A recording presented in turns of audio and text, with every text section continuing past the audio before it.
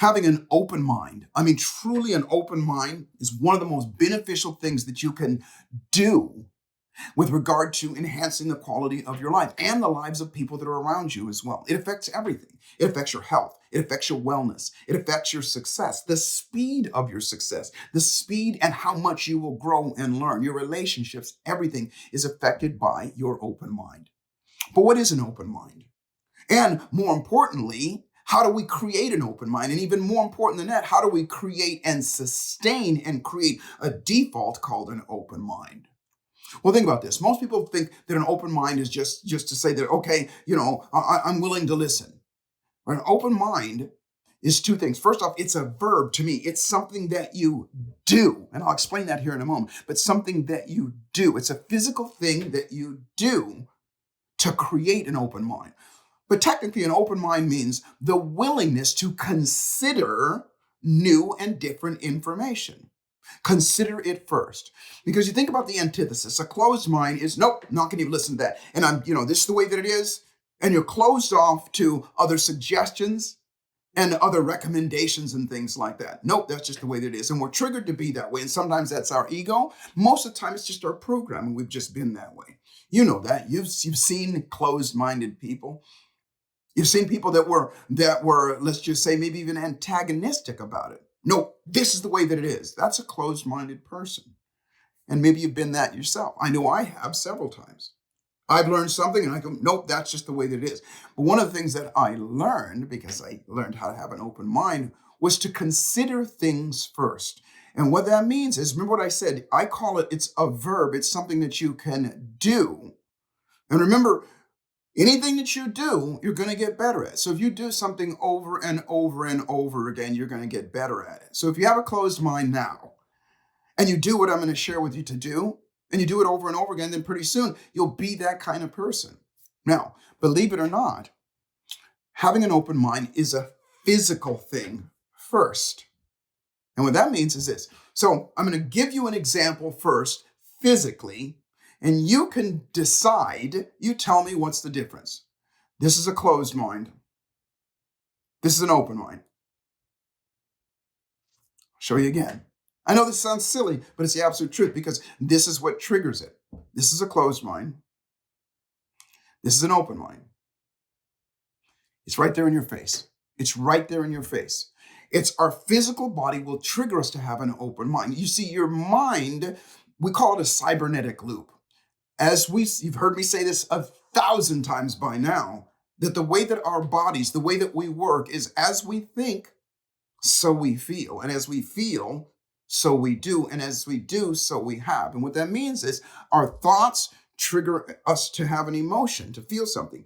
If we're afraid of something, if we have fearful thoughts, we're afraid that somebody's going to, steal something from us or somebody's going to harm us, then what happens is it triggers us, have an emotion inside us that fear is. Remember, we're focused on something that is negative or whatever. It triggers us to have fear. Fear is an emotion, and that emotion triggers our body to do something, which is to release chemicals and hormones called cortisol and epinephrine and adrenaline and things like that put us into, it goes back around, puts us into a fight or flight mode, which means we're going to do something. We're going to move. So again, thinking fear is feeling fear, which makes our body do something, which makes makes us, like I said, release those chemicals, which causes us to take some sort of action and get some sort of result. But the truth of the matter is that you can shortcut the process, and it works with everything. So in other words, if you're thinking something great, you're thinking about, seeing the person that you love and being affectionate with them or making some money or going somewhere and having a good time, then guess what? It triggers us to feel good. We get excited about it. Dopamine gets released. And guess what? Our heart pounds faster and we feel better and we tend to go and move in that direction better. And we're happier that way. But you can hijack that. You can hijack that what I call cybernetic loop, and you can jump in anywhere. In other words, not always is going to be preceded by a thought. But once that thought becomes automatic, it will become an action. And so the physical movements that we make can cause us to feel something as well. In other words, we can think to ourselves, well, wait a minute, I'm going to make myself have an open mind, just the way that Joseph just showed me. That's the thought first. And then guess what happens? We feel like we're going to do it, yes, and then we do it. So you can jump in, and the difference that I had here is, watch. This is a closed mind. This is an open mind. It's in my face. As soon as your eyebrows go up, and as soon as you get that smile on your face, as soon as you get that look on your face, you ever seen a puppy? If they hear something, they go, their head tilts to the side like that. If you just do that, you have an open mind in that moment. It's the truth. Matter of fact, you cannot have a closed mind when your face and your body is in that physiology. I want you to try something.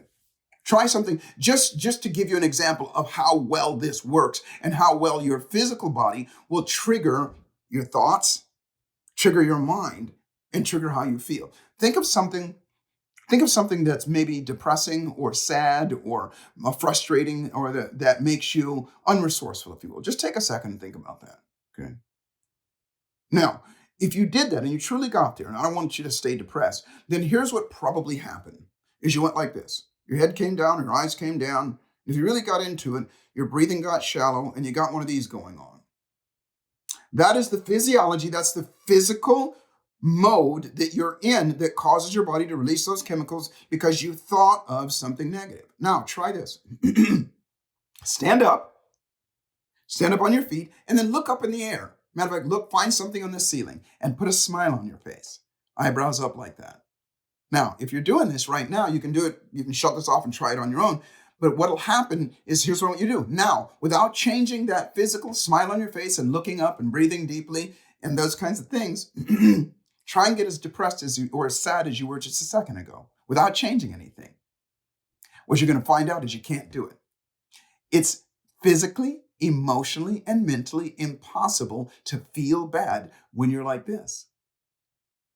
Because your physical body is triggering your body to release those chemicals and triggering your body to feel a certain way. And you did that by thinking, okay, I'm going to do this. That's the thought. And thinking of something that's great and putting your body in a physical way.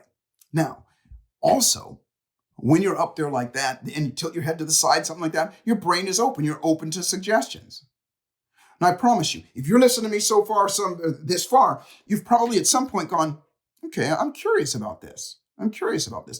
And you got it going on and you have an open mind about it. That's all there is to it. So that's why I say, once you look at it as a verb, it's something physical that you do. And you'll notice yourself and you'll notice other people. And you can tell when somebody is listening to you and when they aren't. You know, I do very, very large seminars. I just got back this morning from a seminar in Las Vegas. And I think there was about 5,000 people in this audience. And there was another probably 7,000 on Zoom, on a virtual call as well. And one of the things that I do from the stage is I monitor my audience to see how they're receiving something. Because sometimes you can say something that triggers people, or you can say something that people don't understand, and you can see it in their faces. And so oftentimes I'll say, what that means is this, and I'll keep repeating it till I get them to go like, like that. And as soon as it is, I know they have an open mind. And in that way, and at the risk of sounding arrogant, that's what makes me such a great teacher or facilitator or speaker, if you will, is because I know how to impact those people and say the things to them that cause them to be curious. See, curious is an open mind as well. Curious means that, well, okay, I wonder what that is, which means your brain is going, I'm going to be willing to receive and consider new and different information. That's all there is to it.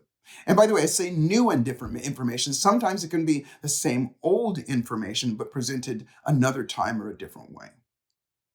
And so what my suggestion to you is this, is to, when I share with you what to do, is to practice it over and over again and go about it. But let's talk about some of the benefits, as I said before, your growth. Listen, have you ever, when I was in college, I was not a great student. And I remember one day, it was a friend of mine who helped me do this.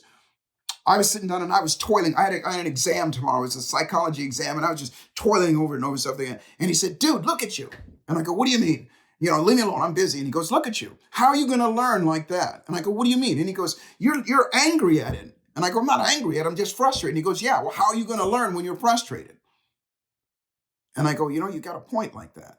And I remember standing up and shaking myself out and everything, and then sitting back down. And I didn't know what I'm teaching you right now, but I just remember shaking myself out and taking some deep breaths and going at it. And I started to think about, okay, what is the benefits I'm going to get of this course, and that kind of thing. And guess what? I aced the course, and it made it so much easier. And since then, that's how I have studied and I've read things. Another example, another story. Dear friend of mine, my business partner, and has been my colleague for many, many years, is Tony Robbins, Anthony Robbins. As a matter of fact, that book right there, I wrote with him, best-selling book several years ago. He's been my friend, my mentor, my business partner. We've shared the stage for over 3 decades now. And years ago, and as a matter of fact, it was when we were writing this book. And what I would do is I would write the book, and then I would write a chapter, or I'd write something, and then I'd go to him and I'd say, okay, well, let's look this over, and he would read it over, and he'd say, okay, well, let's do this, and that's how we wrote the book. But at the time, Tony was becoming very, very popular, and he was also very, very busy, and he was flying all over the country to do events. And at the time, I wasn't doing a lot of events.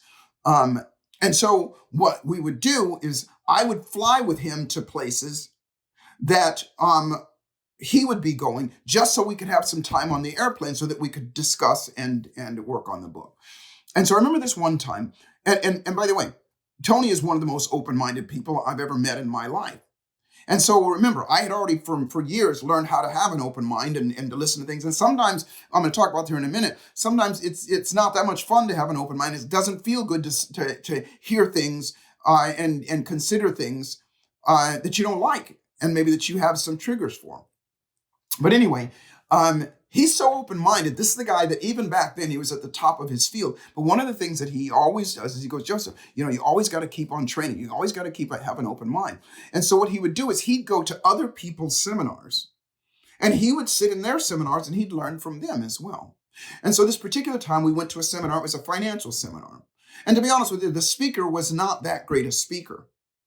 And the speaker also knew that Tony Robbins was there. And so he sat Tony right up front.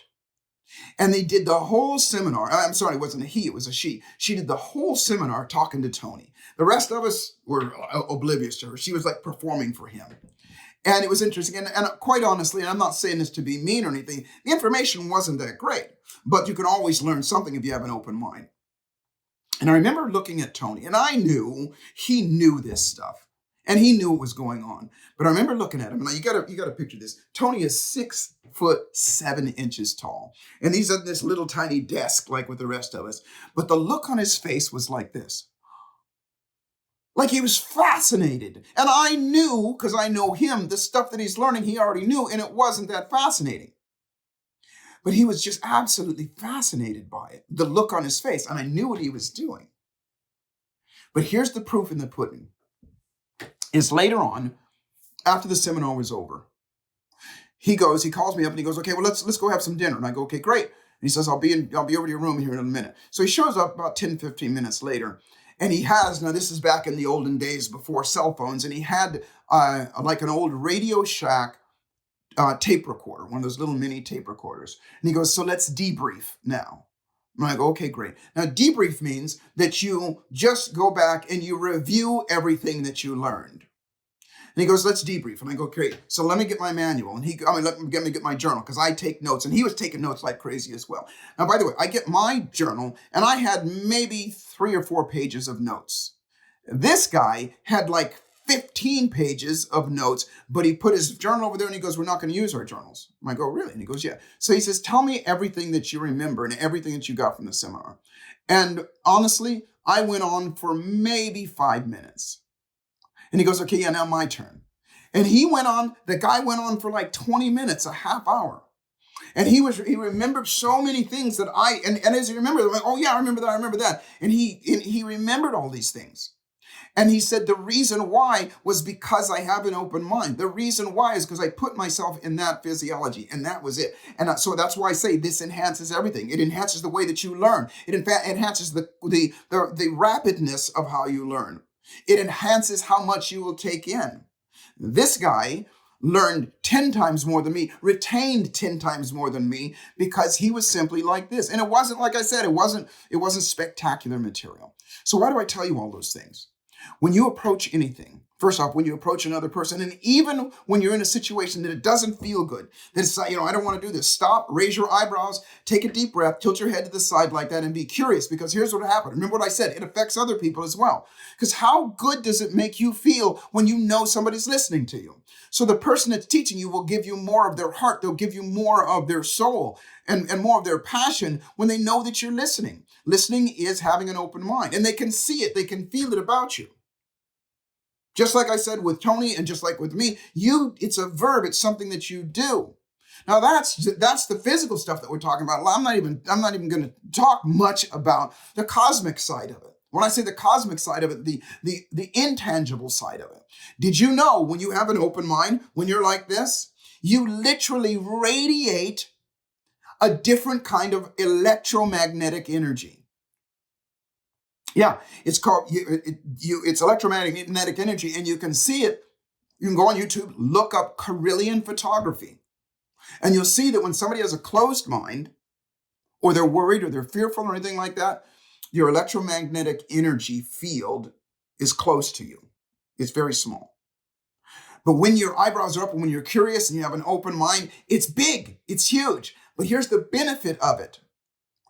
More comes in. You are attracting more good stuff into you that way, and you affect other people. I use this example all the time, that if you ever been sitting in your car and you feel somebody looking at you, and you look over and yes, they're looking at you, or you look at somebody else. Now they're, 10 feet, 20 feet away behind glass and all this stuff, and you look at them and they feel you looking at them and they catch you. The reason being is because when you're looking at them, at some point you have an open mind, you're curious, you go, isn't that an interesting person? And as soon as you do, 4 things happen. I know this sounds cosmic, but it's just the truth.